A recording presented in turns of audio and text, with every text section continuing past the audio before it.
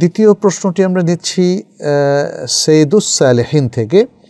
তিনি বলেছেন, আসসালামু আলাইকুম, I hope you are doing well by the grace of Allah সুবহানাহু ওয়া তাআলা। ওয়ালাইকুম আসসালাম। আমরা উত্তরটা আগে দিয়ে নিচ্ছি, সালামের উত্তর।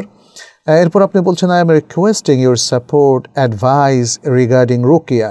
মাই aunt has been suffering for a long time, more than 10 years. What she describes, that she is being touched by some person with the help of jinn.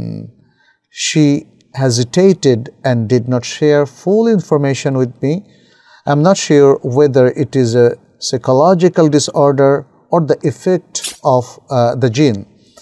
It would be great if you spare some time to talk with her over phone to understand her problem and suggest the way to her rehabilitation remedy if Allah subhanahu wa ta'ala permits.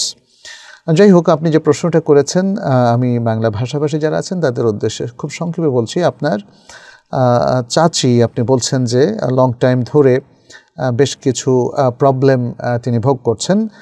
তিনি যেটা বলতে চান তার মধ্যে রয়েছে, মনে হচ্ছে কেউ একজন তাকে